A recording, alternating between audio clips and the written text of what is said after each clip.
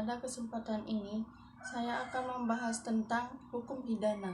Akan tetapi, sebelum masuk lebih jauh mengenai materi-materi dalam hukum pidana, ada baiknya kita mengetahui 4 hal mendasar di dalam hukum pidana. Yang pertama, pengertian hukum pidana.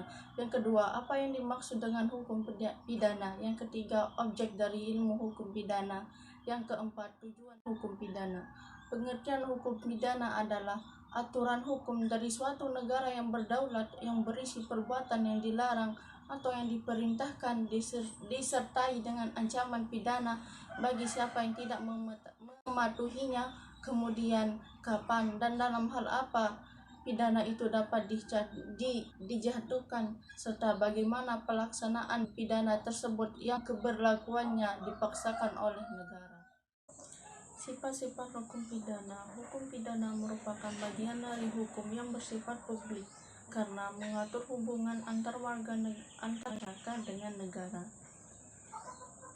Hal ini berbeda dengan hukum perdata yang bersifat privat yang mengatur hubungan antar warga masyarakat satu dan warga yang lainnya.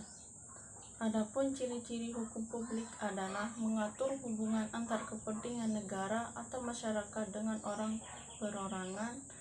Yang kedua, kedudukan penguasa adalah lebih tinggi dari orang perorangan.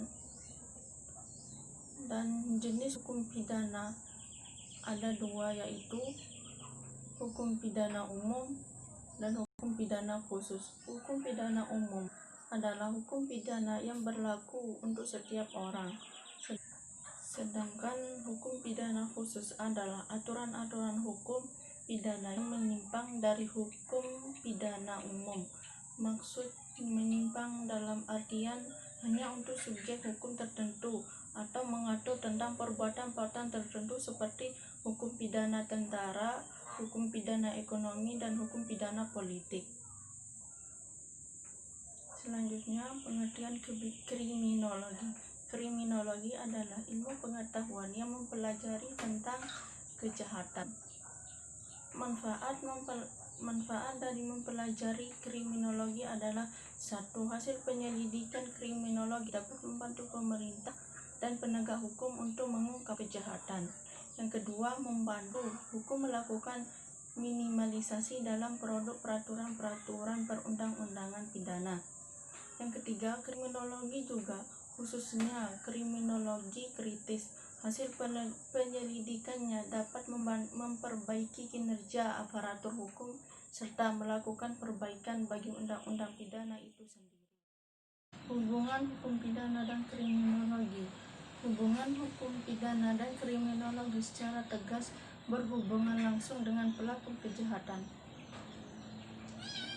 Perbuatan jahat itu perlu diambil tindakan preventif maupun represif dengan tujuan agar penjahat jera dan tidak mengulangi lagi perbuatannya. Hubungan kriminologi dan hukum pidana sangat erat karena hasil-hasil penyelidikan kriminologi dapat membantu pemerintah dalam menangani masalah kejahatan yang terjadi di masyarakat. Materi selanjutnya yaitu asas hukum. Pengertian asas hukum adalah dasar-dasar yang bersifat umum yang terkandung dalam peraturan hukum. Dasar-dasar ini mengandung nilai-nilai etis yang diakui oleh suatu masyarakat. Adapun asas-asas hukum pidana di Indonesia, yang pertama, asas teritorial. Asas ini diatur dalam Kitab Undang-Undang Hukum Pidana atau KUHP, yaitu pasal 2 KUHP yang menyatakan ketentuan pidana dalam perundang-undangan Indonesia diterapkan bagi setiap orang yang melakukan suatu tindakan pidana di Indonesia.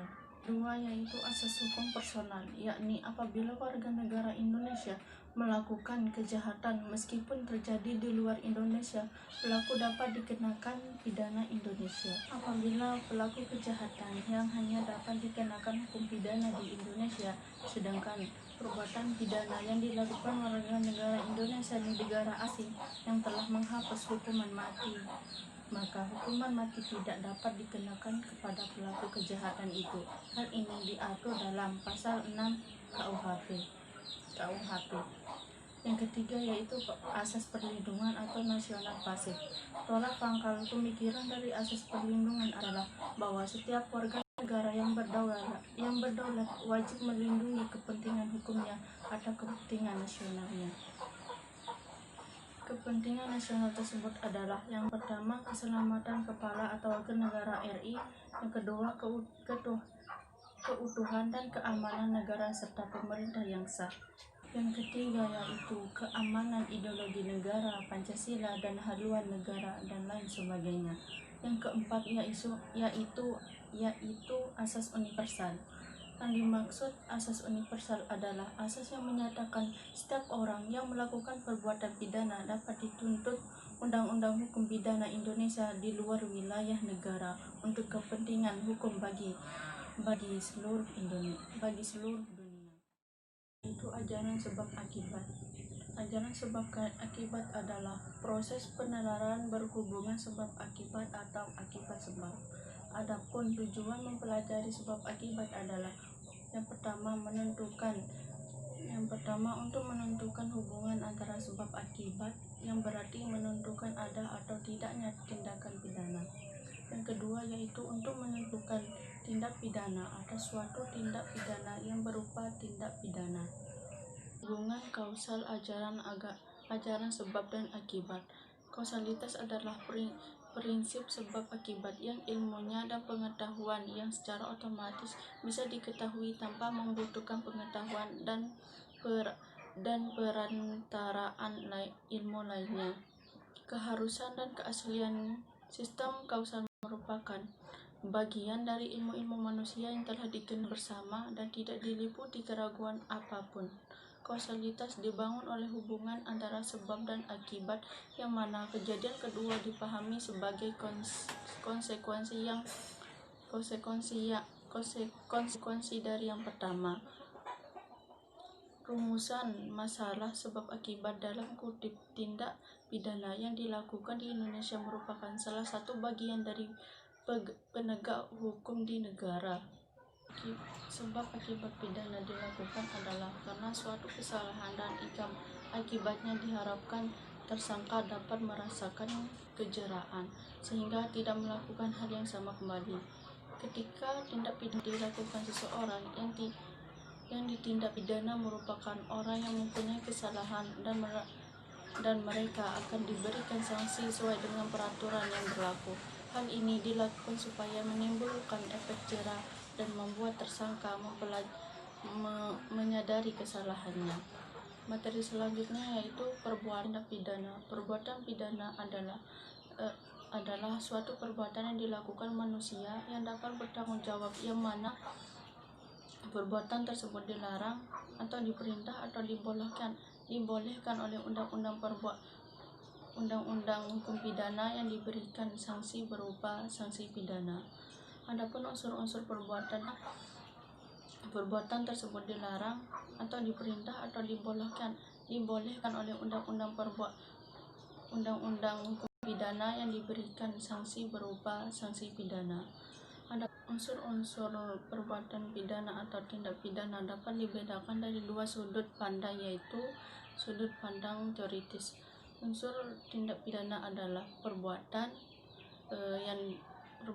yang kedua yang dilarang oleh aturan hukum, ketiga ancaman pidana bagi yang melanggar larangan. Yang kedua yaitu sudut undang-undang. Yang pertama unsur tingkah laku, unsur melawan hukum, unsur kesalahan dan unsur akibat konstitusi dan lain sebagainya. Selanjutnya yaitu percobaan pidana. Percobaan pidana adalah suatu permulaan pelaksanaan tindakan dari niat yang dinyatakan untuk melakukan suatu kejahatan tertentu. Contohnya adalah berkelahi pada pasal 184 ayat 5 KUHP. Yang kedua, mengambil barang bukan miliknya atau milik orang lain pada pasal 53 ayat 1 KUHP. Kejahatan adalah perbuatan yang bertentangan dengan nilai moral dan undang-undang. Adapun teori-teori percobaan dalam KUHP ada dua, yaitu teori subjektif. Teori subjektif dasar patut pandangannya percobaan terletak pada sikap batin atau watak yang berbahaya dari si pembuat. Apabila sudah ada niat, maka ada perbuatan, yaitu teori objektif. Dasar patut dipidananya percobaan terletak pada sifat berbahayanya perbuatan yang dilakukan oleh si pembuat apabila kejahatan sudah membahayakan orang lain. Teori objektif terbagi menjadi dua, yaitu teori objektif formil dan teori objektif material. Teori objektif formil, menurut teori ini suatu delik merupakan suatu rangkaian dari perbuatan yang terlarang. Apabila seseorang melakukan percobaan, berarti ia telah melakukan bagian dari rangkaian delik yang terlarang itu. Sedangkan menurut teori objektif material, yaitu yang menitik beratkan pada sifat berbahaya perbuatan kepentingan hukum. Mengenai percobaan tindak pidana dapat dilihat dari peraturan dalam pasal 53 KUHP.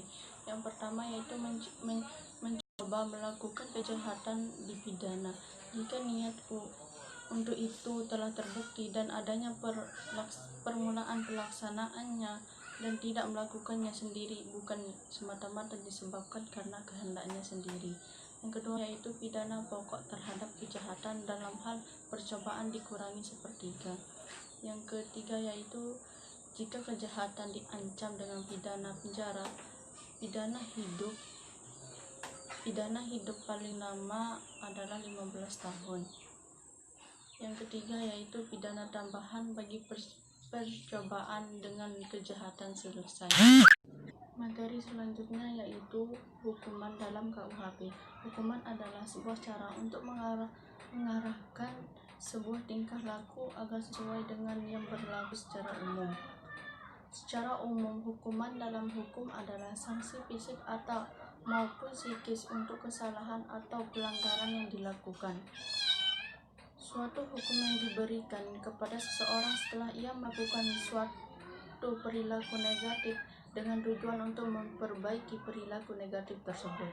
Adapun tujuan hukuman adalah untuk mencegah, mengoreksi, dan memberikan kesadaran kepada seseorang agar mereka memahami kesalahannya sekaligus memperbaikinya dan tidak mengulanginya di kemudian hari. Adapun jenis-jenis hukuman pokok dan hukuman tambahan dalam KUHP yaitu hukuman pokok ada 4, yaitu hukuman pidana mati, yang kedua pidana penjara, yang ketiga pidana kurungan, yang keempat pidana denda. Sedangkan hukuman tambahan yang pertama yaitu pencabutan beberapa hak tertentu, yang kedua perampasan barang yang tertentu, yang ketiga yaitu pengumuman keputusan hakim. Sekian, mungkin cuma ini yang bisa saya sampaikan. Wassalamualaikum warahmatullahi wabarakatuh.